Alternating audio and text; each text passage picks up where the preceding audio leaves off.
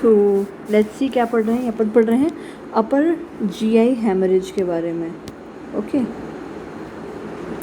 तो ये अपर GI haemorrhage. तो अपन क्या पढ़ रहे हैं, अगर जो भी ब्लीडिंग लिगामेंट्स ऑफ टीथ इसके ऊपर होएगी तो इसको अपन अपर जीआई हेमरेज बोलेंगे। ठीक है, उसके डायग्नोसिस के लिए करेंगे अपन ये एक सेकेंड, उसके डायग्नोसिस के लिए अपन अपर जी एंडोस्कोपी करेंगे। तो अगर एंडोस्कोप, अपर जी एंडोस्कोप और कोलोनोस्कोप में डिफरेंस क्या होता है। जो अपर जी एंडोस्कोप होता है छोटा होता है, जिसकी 80 to 100 सेंटीमीटर लेंथ होती है, एंड कोलोनोस्कोप जो होता है वो थोड़ा लॉन्गर होता है। ठीक है, जिसको 110 से 140 तो हो सकती है। डायग्राम में देखा जाए तो अपन ये रहा लिगामेंट ऑफ टीथ्स, तो इसके ऊपर अगर होगी ब्लीडिंग कहीं से भी तो वो अपर जी हेमरेज में काउंट होएगी। ठीक है, अपन बात करें तो क्या क्या कॉजेज हो सकते हैं अपर जीआई बीट के। तो अपन वेरिसियल कॉजेज जो वेराइसिस होती हैं, तो जो अपन मोस्टली पढ़ते हैं हेपेटिक सिरोसिस में, पोर्टल हाइपरटेंशन में, तो वो वेरिसियल ब्लीडिंग होती है। Non variceal bleeding is more common cause. मतलब कोई भी पेशेंट आ रहा है, अगर नॉर्मल अपने को नहीं पता, मान लो मेल है फीमेल है कोई भी, अपने को अल्कोहल हिस्ट्री नहीं पता, कुछ भी नहीं पता, तो अपन पहले सस्पेक्ट यही करेंगे कि नॉन वेरिसियल ब्लीडिंग है। नॉन वेरिसियल ब्लीडिंग में सबसे पहले मोस्ट कॉमन कॉज है पेप्टिक अल्सर। ठीक है, अब पेप्टिक अल्सर में भी ड्यूडेनल अल्सर, ड्यूडेनल में भी पोस्टीरियर ड्यूडेनल अल्सर, और वेसल इन्वॉल्व है गैस्ट्रो ड्यूडेनल आर्टरी। ठीक है ना।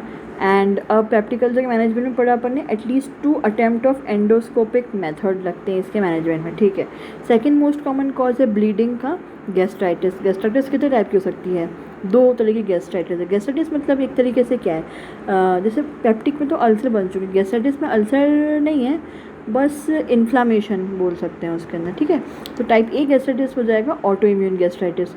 ऑटो इम्यून ऐसे याद रखो, ए और ए ऑटो इम्यून। तो ऑटो एंटीबॉडीज़ बनती है किसके against, parietal cells and intrinsic factor cells. तो जिससे कि पैराइटल सेल से डिक्रीज एचसीएल हो जाएगा तो हाइपोक्लोरहाइड्रिया हो जाएगा, और इंट्रिंसिक फैक्टर कम है तो पर्नीशियस एनीमिया हो जाएगा। एंड अब ये ऑटो इम्यून है तो other auto immune condition like vitiligo Addison disease से भी एसोसिएट होता है, जिसको क्या कैंसर का रिस्क बढ़ा हो जाता है इसमें। एंड एंट्रम जो अपनी बॉडी मतलब स्टमक का पार्ट होता है वो स्पेयर होता है यूजुअली। वरना बी की बात करें तो बी से तो बी फॉर बैक्टीरियल जो होता है एच पाइलोरी इंड्यूस्ड, मतलब जो अपन पढ़ते हैं वो गैस्ट्राइटिस मोर कॉमन होता है। इसमें क्या होता है, एंट्रम जो होता है वो इन्वॉल्व होता है। एल्डरली में एक वेरिएंट होता है टाइप बी का जिसमें पैन गैस्ट्राइटिस होता है, इसमें भी there is increase risk of cancer. तो अपन ने पढ़ा upper GI bleed most common causes non variceal, जिसमें कि पेप्टिक अल्सर पहला था, सेकंड था गैस्ट्राइटिस, और ये भी टाइप के अपन ने पढ़े। तो इसमें देखिए एच पाइलोरी जो type B multifocal atrophic gastritis है, ऑटो इम्यून में है, कॉर्पस फंडस रिस्ट्रिक्टेड एट्रोफिक, मतलब ये थोड़ा ज़्यादा डेंस है, ये थोड़ा स्पार्स्ड है। ठीक है, एक और तरह की गैस्ट्राइटिस स्ट्रेस गैस्ट्राइटिस, जो आपको मेरे को सबको हो सकती है। मोस्ट सेंसिटिव जीआई म्यूकोसा होती है टू हाइपोवोल्यूमिक इंसल्ट, है ना। तो गैस्ट्रिक म्यूकोसा जो होता है बहुत सेंसिटिव होती है, इसलिए स्ट्रेस अल्सर हो सकते हैं, जो कि अपन पढ़ते हैं उसको कि कर्लिंग अल्सर, ये रहा उसमें बता रखा है। Most common site for ischemic colitis splenic flexure watershed area होता है इसलिए। ठीक है, तो स्ट्रेस अल्सर अपन ने देखा। कुशिंग अल्सर, कुशिंग से ऐसे देखो कुशिंग ट्रायड भी होता है हेड इंजरी का, तो उसी सेम नाम का अल्सर है। हेड इंजरी पेशेंट में मोस्ट कॉमन साइट होती है एसिड प्रोड्यूसिंग एरिया, तो stomach. Curling ulcer burn patient में देखने को मिलते हैं, मोस्ट कॉमन साइट है D1 ऑफ द ड्यूडेनम। और दूसरी तरह की गैस्ट्राइटिस हो सकती है answer induce gastritis, HIV patient में गैस्ट्राइटिस ड्यू टू क्रिप्टोस्पोरिडियोसिस होती है। ठीक है, तीसरा और क्या कॉज होता है नॉन वेरिसियल जीआई मतलब अपर जीआई हेमरेज का ब्लीड का, मैलोरी विस्टियर। मैलोरी विस्टियर में क्या होता है, there is longitudinal tear which start at gastroesophageal junction, यहाँ से स्टार्ट होता है। ठीक है ना, and proceeds below towards the cardia की तरफ जाता है, usually mucosal, sometimes sub mucosal भी हो सकता है। एल्कोहलिक पेशेंट्स में फोर्सफुल अगर वॉमिटिंग हुई तो अपर जीआई हेमरेज हो सकता है। Diagnosis upper GI endoscopy, vessel जो होती है लेफ्ट गैस्ट्रिक होती है, इसमें यूजुअली सेल्फ लिमिटिंग होती है। मतलब सिंपल ध्यान रखना हो कि म्यूकोजा सब म्यूकोजा मतलब जो जीआई की लेयर होती है उसमें जो ऊपर वाली होती है ना, इसमें टीयर होता है because of forceful vomiting mostly in alcoholics और सम डिसऑर्डर वाले पेशेंट में, और इतनी दिक्कत वाली कंडीशन नहीं होती है। ठीक है, चौथी कंडीशन जो अपन पढ़ रहे हैं gastric enteral vascular ectasia gave, जिसमें डायलेटेड सब म्यूकोजल वेन्यूल्स होते हैं। Which is responsible for bleed.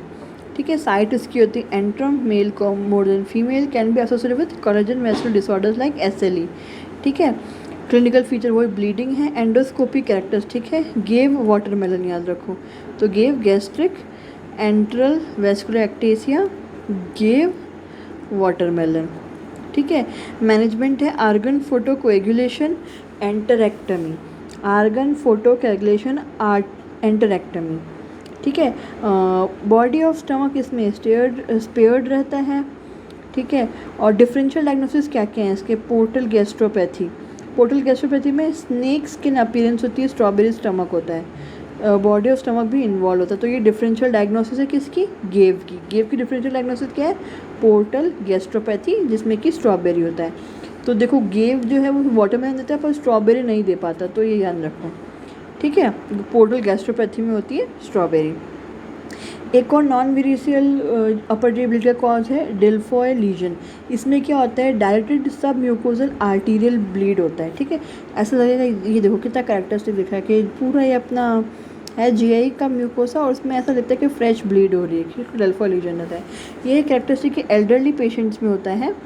ठीक है, एंजियोडिस्प्लेसिया ऑफ कोलोन का काउंटर पार्ट है GI। एंडोस्कोपिक क्वार्टराइजेशन, एम्बोलाइजेशन कर सकते हैं वेसल का। इसमें भी मेल मोर देन फीमेल है। इसमें बोलते हैं जो एक्टेटिक आर्टरी है वो कॉमनली जो लेफ्ट गैस्ट्रिक आर्टरी है उससे ओरिजिन होती है। ठीक है, सिक्स्थ और मोस्ट बहुत ही इंपॉर्टेंट कॉज है अपर GI का मेनिटेरियस डिजीज़। बहुत इंपॉर्टेंट क्वेश्चन में आती है, वैसे रेयर है लेकिन क्वेश्चन नीट के एग्जाम पॉइंट ऑफ व्यू से इंपॉर्टेंट है। ठीक है, CMV एसोसिएट हो सकती है, ये कैरेक्टरिस्टिक अपीयरेंस इसका होता है। ठीक है, सेरेबरी फॉर्म कॉन्वुलेशंस, मतलब ऐसा लगता है ब्रेन जैसा दिख रहा है सेरेबरी फॉर्म। ठीक है, लेकिन ये पेट है। ठीक है, इसमें क्यों दिखता है ब्रेन की तरह? हाइपरट्रोफी जाती है because of gastric mucosal folds. ठीक है, गैस्ट्रिक म्यूकोजल फोल्ड्स की हाइपरट्रोफी होगी, mirror by TGF alpha. Earliest clinical feature है इसका प्रोटीन लूजिंग एंट्रोपैथी, मतलब इतना सारा ब्रेन है तो ब्रेन में प्रोटीन लूज कर रहा है, प्रोटीन लूजिंग एंट्रोपैथी हो गई, ब्लीडिंग होगी। Increase risk of gastric cancer, adenocarcinoma, immunity में A नहीं है तो ये एडेनोकार्सिनोमा करेगा। ठीक है, डायग्नोसिस अपर जी एंडोस्कोपी। मैनेजमेंट का सिटुक्सीमैप ध्यान रखो, सर्जरी गैस्ट्रेक्टमी काटना पड़ेगा। 7th कॉज है कैंसर या जिस्ट ब्लीडिंग का अपर GI का। ठीक है, अब नेक्स्ट अपन कहते हैं कि वेरिसियल अपर GI ब्लीडिंग होती है तो अपन ने कहते हैं पोर्टल हाइपरटेंशन वो सब। ठीक है, पोर्टल हाइपरटेंशन कॉज है और क्या क्या कॉज होता है वेरिसियल का? पोर्टल हाइपरटेंशन ही है।